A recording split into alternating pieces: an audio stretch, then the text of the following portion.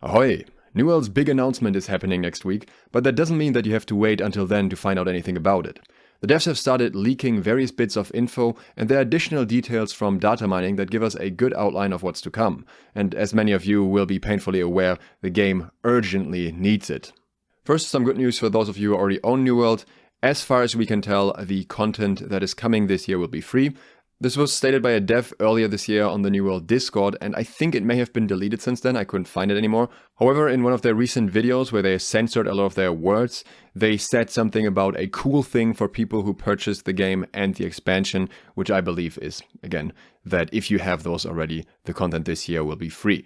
That ties directly into the console release and free-to-play speculation. Now, when it comes to the console release, there are a ton of hints at this point. And the first one is one that actually affects PC players as well. Just the other day, the Amazon Games YouTube channel posted a new video which contains some screenshots with a Season 6 UI. You can see that in the top right here, it very specifically has a Season 6 label. What you can also see is that there are no new weapons here yet. And this is the new UI from that same version itself, where you can see that the consumables and your weapons are much closer to your bar in the middle now, and some other things have also been changed in terms of layout. Some people have argued that this is just a developer layout because there are certain developer things that are enabled here, but this very much looks like a standard console UI these days to me. You have everything close to the center of your screen, which is very important when you have a big screen so things are not too far off in the corner and you can see crucial information close to your character, especially cooldowns. So this is what you see in almost every other game. It would make a lot of sense for New World to take a similar approach. This UI doesn't necessarily have to come with Season 6 because they may be testing different things on the same build here. But a little bit of speculation here, I do think it would make a lot of sense for them to release it in Season 6, test it on PC, and then in Season 7 do a console release where they have a tested version of the UI and know that it works. As for further hints that we're getting a console release, Amazon hired a bunch of people. They had a bunch of job postings specifically for people that have console experience for the New World team. They also added full native controller support all of a sudden, which didn't really have all that much demand at the time. They gave away codes for reduced controller prices. They reworked the entire combat system, changed the entire combat code, which also came relatively out of nowhere.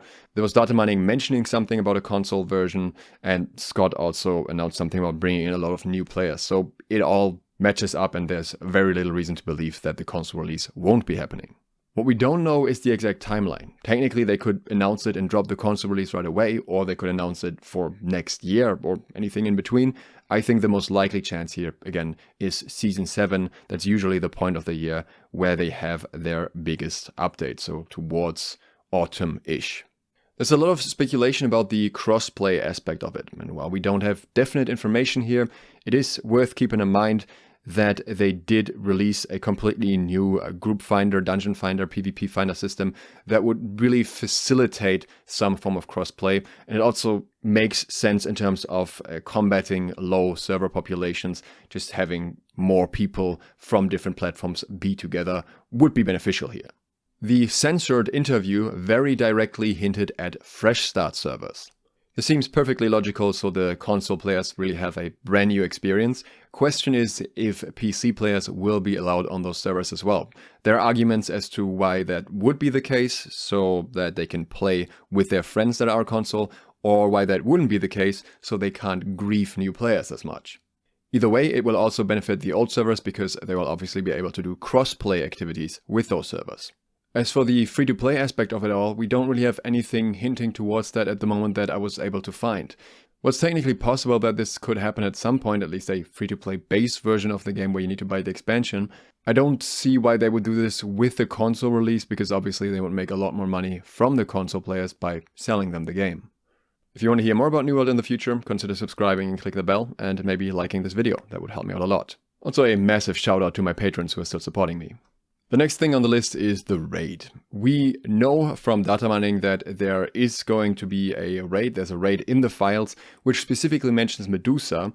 And Scott actually brought up Medusa in an interview with MMO Bomb 8 months ago, where he said that we will see this fight soon. So between the statement and the time gap that was between the Brimstone release and the Sandworm raid, the timeline here would match up quite well. And not only that, also, again, in the censored interview, there was a mention of the Sandworm. What was said was something about folks were a little concerned because it was censored. And this could be many things, but the main concerns that people had with the sandworm, that was either too easy, too hard, or too short. That was what was mainly brought up at the time. And all of these could qualify here as something that they've been working on. They said they're super stoked for that and they're tuning all of that right now. On one hand, something they already wanted to do for the Winter Forge was different difficulty levels, mutators, for the raid, which could absolutely be the case for an upcoming bigger raid as well. On the other hand, the old data mining for Medusa mentions a variety of different enemies that makes it appear as if this would be a longer raid dungeon. This was located in Cutlass Keys at the time. However, I am not sure if this will actually be the fight we're getting, or if this was just a test version of the normal solo trial that you go through for Medusa, and they just place it in Cutlass Keys and then moved it over once the Elysian Wilds were done. So nothing confirmed or locked in here. Very much possible that we get another boss, but it would make sense for the raid boss to be some kind of conclusion for the Elysian Wilds storyline. That said, apparently Zelenin has datamined another raid entrance too in Monarch's Bluff, so all of things are shuffling around there, and we'll see about the specifics of the raid. The raid was also accidentally mentioned on a PTR. There were new perks that you could look at in the trading post that specifically refer to the Her Sign raid, which again would be in line with the Elysian Wilds storyline.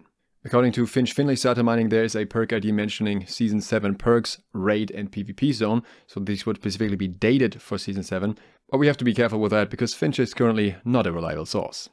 To explain that, we need to move on to the next topic, the PvP zone. I need to clarify something here. The PvP zone is real. The PvP island is not. When information about the PvP zone was found, Finch created this fake PvP island screenshot, which is not actually real. It's not called the PvP island. But on New World Database, during PTR, there was a new zone that was labeled Condemned Shallows, and this appears to be the free-for-all PvP zone. On PTR, if you went into this area, you were flagged for PvP, and you were able to attack players in your own faction, even your own party. So this is very much a free-for-all 1v1 zone. On the same PTR, in the trading post, you also had perks specifically for the PvP zone, like for the Her Sign raid.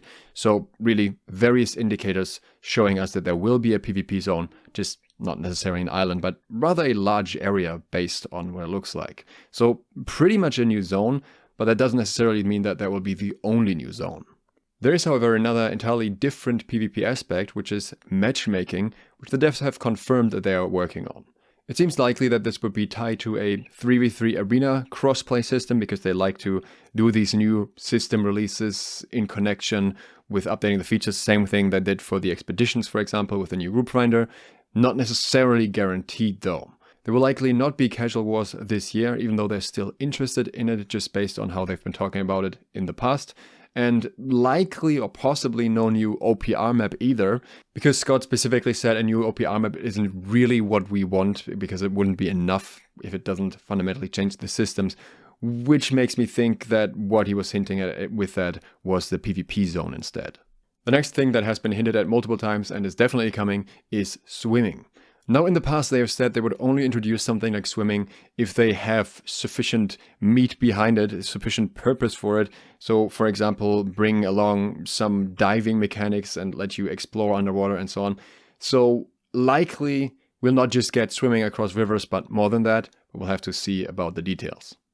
Going with New World's usual release schedule, we'll likely see a new weapon as well, which won't be daggers, because they specifically aren't working on daggers. In my opinion, there's a good chance it'll be a lightning weapon, on one hand because we recently got artifacts that amplify lightning damage, which kind of are the first of their kind. That's kind of the niche that isn't filled yet. And on the other hand, because we are a bit overdue for a mage weapon. Something they were testing and planning to maybe release later this year are, on one hand, heavy attacks while walking, which would very fundamentally change mechanics in terms of combat, and also passives applying across weapons again, though I think that's a very experimental one and we'll see how far that goes. Zelenin datamined a mention of a Barbershop, which is something that has been in demand since the game released, and it hasn't come out yet, and I think with the console release they might add some new customizations for characters, and that would be perfect timing to also add a Barbershop, so existing players could change their looks, and obviously it's a way for them to monetize as well. One of the in-game trailers showed us a vampire and werewolf theme that will be coming in the future. It is not clear if that will be this year or if this could potentially be next year. In that context, there are some zones that are relatively untouched from most of the changes that have been happening, most of the storyline overhaul, and one of the zones that is untouched is Morningdale, which I think would be very fitting in terms of a vibe and theme for something vampire and werewolf themed, so I could imagine that being one of the zones that may get overhauled. Same of course could apply for Cutlass Keys because one version of the raid was placed there, but we don't know if that's still the case. We also know that the PvP zone is there, so maybe it'll be in that zone or maybe not at all. Just speculation at that point, not really anything that we have more details on. Another thing that was mentioned in the censored video was new ways to play my main, but no further details on that. One thing that I would like to very much speculate on here is that I think we may be seeing a gear score increase to 725, likely to give us some purpose for the dark matter and some way to feel like we're progressing a little bit again, since a lot of people are complaining lately about being fully maxed out and having nothing to grind for. There is one more thing though. Recently, Reddit user Shirenut found a mention of New World Aeternum in some job listings for New World in their new studio in Bucharest. This could hint at some form of rebranding, basically a 2.0 vibe, and also would make the game more searchable, since it wouldn't have to compete against conspiracy theories as much.